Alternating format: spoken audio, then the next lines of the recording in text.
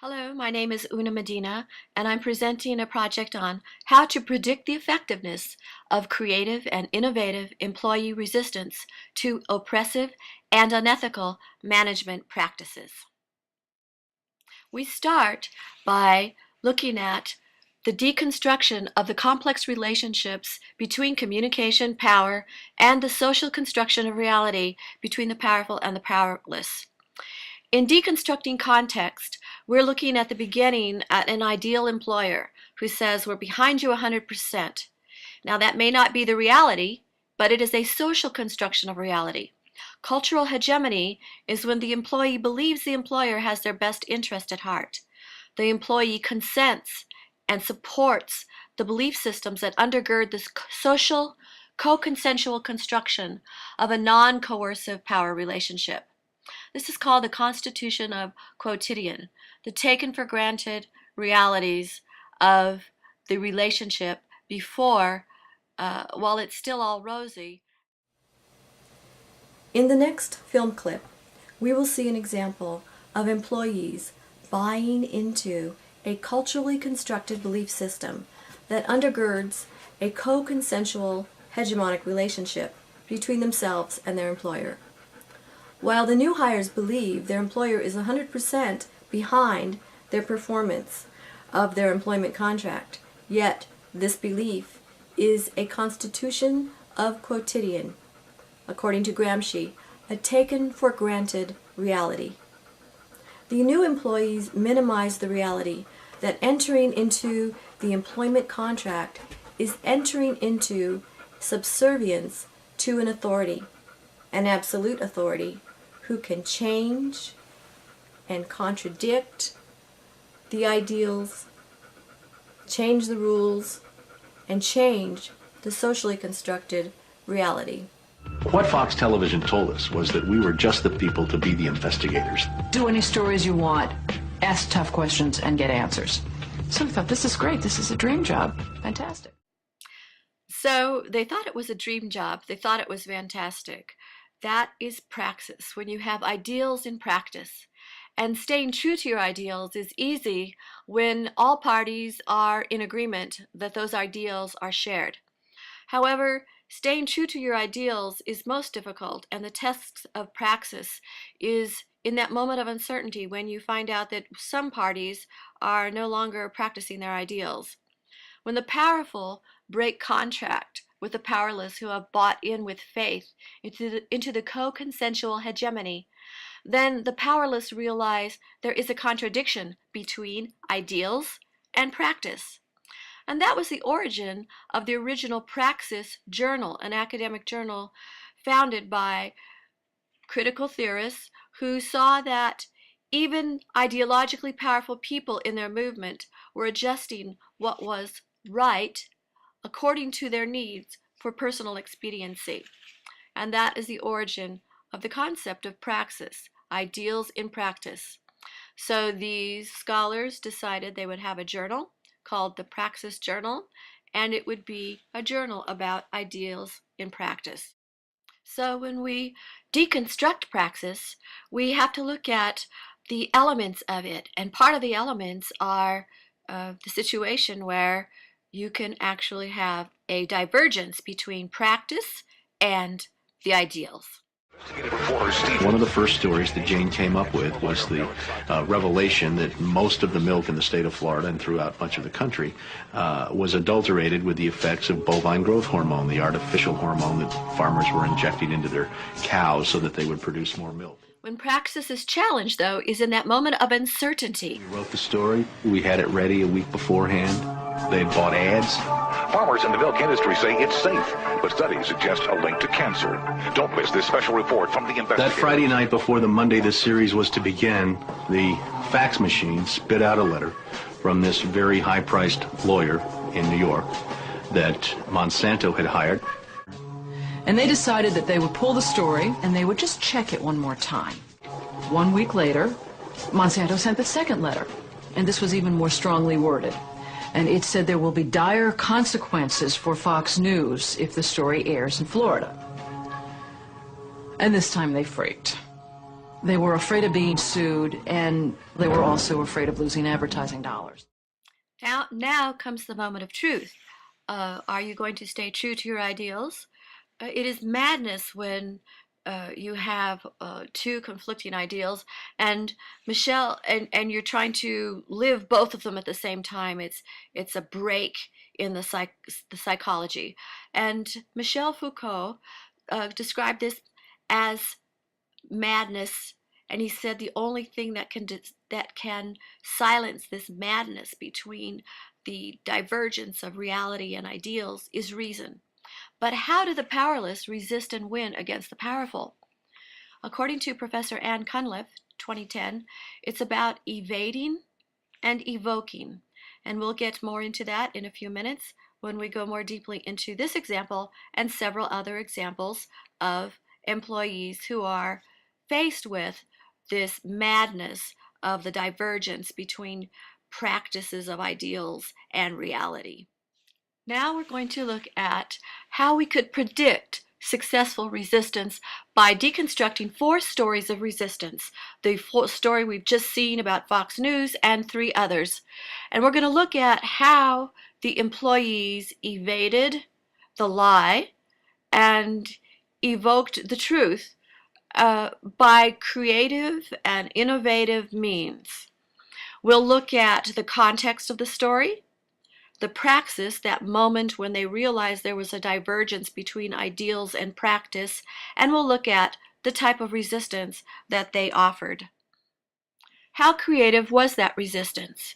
And how do we judge the success of that resistance? These are the things that we'll discuss at the end, after we look at the context, the praxis, the moment of truth, and the resistance. Story 1 is about an employee who felt that the corporation was brainwashing him. Y2K, we had a manager who basically ran my department. She was really brilliant and analytical, and she was actually one of the first women managers in a pretty heavily male-dominated company at the time. She used what I guess you'd call this scientific management style to try to break to and through the old boy network that had grown up in this company. She tended to see her employees as tools for production, and employees, by and large, kind of found her abrasive and aggressive. Um, Basically, what ended up happening, and the issue I want to talk about, is that we just redecorated the floor, as it were, where they had replaced the carpet, which was like 20 years old. And basically, there was nothing on the walls, and our manager decided that we needed to do 2 things. We were given a budget for decoration, and she thought, well, rather than just get something that's purely decorative, she'd get something that killed 2 birds with 1 stone, and so she bought and had framed a whole series of motivational posters, which by then were all the rage, I guess, going around in corporate culture.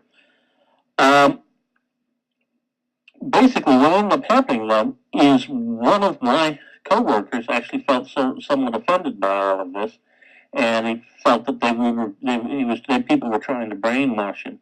So he actually went out on the internet, found a website that actually had motivational posters, one of which was absolutely identical to the poster that was sitting just outside our offices. He actually went out and ordered that poster, purchased it, got it, and one night after work, he and I actually replaced that motivational poster with a demotivational poster and put it back up in the hall. We figured that everybody would sort of enjoy the irony of it all. And we wanted to see how long it would take for people to actually notice, because the picture and the font sizes were all identical. Well, make a long story short, after 6 weeks, not a single person had even noticed that we actually replaced the poster, and that included the manager, who used to walk by that hall at least half a dozen times a day. So we ended up taking the poster back out of its frame, replaced it with the original, and this employee basically ended up taking it home. In story 2, we look at a familiar context where knowledge workers use corporate internet connectivity to conduct corporate work across corporate, national, and international sites. And the praxis is their realization as they compare notes. They wake up to realize there are contradictions and breaks from the corporate values versus their daily routine practices that are situated and reproduced not only in their own corporation, but across corporate environments. So the resistance that's well known as news reporters use this to report scandals is that workers use the corporate internet connectivity to creatively unite in strength. Rather than local griping, across corporate, national, and international boundaries, they connect with like-minded workers, synthesize and reveal unethical and inequitable corporate trends, using anonymous internet blogging to evade the lie and to evade persecution while evoking social change. This was covered in a dissertation by Schoenboom in 2008. In story 3, we have the story of a megalomaniacal manager, a person who thinks that they are, usually a sociopath who thinks that they are the center of everything. The context is that this miracle manager is respected by upper management for his budget slashing and downsizing and his ability to extract more work from employees. He publicly belittles his employees, dictates contradictory and illegal work projects, and refuses to look at the sound work products when they disagree with his vision, declaring them illogical. In praxis, the practice of ideals, employees unite to compare notes, realizing the manager is lying, breaking the law, and will cause legal problems for the corporation. Their creative resistance is that they sidestep the chain of command. They cannot really go over his head because the people above him approve of him, so they confide on the side with corporate attorneys who have the authority to speak with those vice presidents over his head to evoke the lie and evade the legal danger to which the megalomaniacal manager is exposing the corporation. So employees now are required to step forward to provide provocative evidence. They're not able to anonymously evade persecution, although they did creatively sidestep the problem. Now we're at story 4, the fickle manager, the manager at Fox News. We've already seen the context. The national news manager hires reporters to investigate cover-ups that are harmful to public interest, and the reporter employees realize that then, under legal fire, ideals and practice do not coincide any longer. Their manager has departed from corporate ideals. And let's see the clip where they talk about how he blocks their airing of the investigation. So we got into a battle, and the first deal was the new general manager. And his name's Dave. And Dave is a salesman, and, he'd pump your hand. How you doing? How you doing? Called us upstairs to his office, and he said, what would you say if I killed this piece? What if it never ran? And we said, well, we wouldn't be very happy about that. And he said, well, I could kill it, And we said, yes, of course, you're the manager. You could kill it. It would never air. And he's hemming and he's hawing and he's back and he's forth. And we couldn't figure out, what is this all about? And finally he blurted out, look, would you tell anybody? I said, I'm not going to lie for you.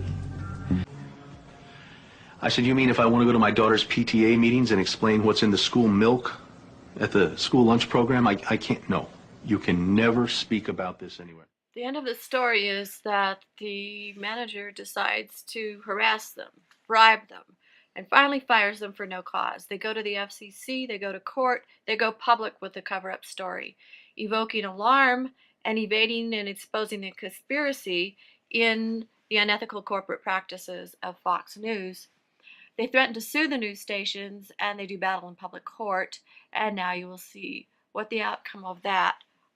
So was this creative? Let's talk about that in a minute. In effect, announced that they were going to fire us for no cause. Well, this was a little much. I said, this isn't about being fired for no cause. You're firing us because we refused to put on the air something that we knew and demonstrated to be false and misleading. That's what this is about. And because we put up a fight, because we stood up to this big corporation, and we stood up to your editors, and we stood up to your lawyers, and we said to you, look, there ought to be a principle higher than just making money. And she wrote a letter back and said, you were right. That's exactly what it was. You stood up to us on this story, and that's why we're letting you go. Jane sued Fox under Florida's whistleblower statute, which protects those who try to prevent others from breaking the law. But her appeal court judges found that falsifying news isn't actually against the law. It was not actually against the law to falsify news. They lost. How could this be? Let's look at what Ann Cunliffe says in her very short, fairly interesting, and reasonably cheap book about management. She says that creative resistance is about evading and evoking. You evade the lie. Be true to your ideals. They did that. They represented what they knew it was true, but were they creative enough? You need to creatively evoke the differences between your truth and theirs. Expose the fantasy of their logic. Contest the validity of their discourse. But did they creatively do it? Did they creatively succeed in framing reality from their own point of view? Were they creative enough to be successful at exposing the fracture of the Fox News logic and shine the light into the dark? Let's look at another author, Bell Hooks, that goes a little more into another element of success for creative resistance. In this presentation, I will call this slide the 3 predictors of creative resistance.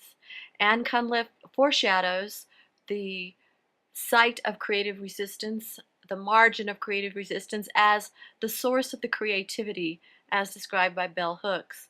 So Ann says, creatively evade the lie. Creatively evoke differences between your truth and theirs. And Bell Hooks brings that creativity into focus when she says the site of resistance needs to be the margin. A message from that space in the margin that is the site of creativity and power. An inclusive space where we recover ourselves. We meet in solidarity to erase the category of the colonized and the colonizer, or the dominator and the dominated. Marginality is the site of resistance. Enter that space. Let us meet there. Enter that space. We greet you and liberate you. So now let's discuss the 4 stories in terms of the site of resistance that they chose. The poster switching resistance. They evaded the lie and evoked the differences between the lie and the truth very creatively, but not successfully, because their site of resistance was invisible, even though in plain sight nobody noticed. In the story of sidestepping around the psychopathic manager, they creatively evaded the lie, they evoked the differences between the truth and the lie, and they took a creative side path. They changed the site of resistance to the margins of power, not directly going over the manager's head to his supporters head on, but sidestepping, blindsiding him from an alternative marginal position.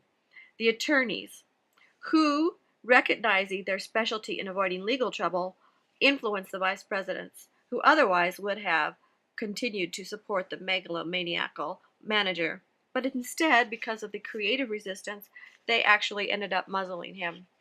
And then we have the bloggers. They evaded the lie, they evoked differences, and creatively did so by choosing a site of resistance where they were on the margins of dominant culture. They were invisible to the employers, and they evaded persecution due to their anonymity, but they creatively succeeded because of the site of resistance that they chose. Now let's go back to Fox News and finish with the final clip for this. They chose the wrong side of resistance, not from the margin, but from the mainstream. The employees chose the side of resistance from the mainstream court system, where the powerful are powerful and they marginalize those who they can marginalize. So we see in the final clip the employees lost the battle and were ridiculed on television and trivialized because of the site of the resistance that they chose. Florida's appellate court has ruled in favor of Fox 13. You may recall that Jane Acree, a former reporter here, sued Fox 13 in a whistleblower lawsuit, claiming she was fired for refusing to distort her report. The appeals court today threw that case out, saying Ms. Acree had no whistleblower claim against the station based on news distortion. Fox 13 Vice President and General Manager Bob Linger says the station has been completely vindicated by the ruling.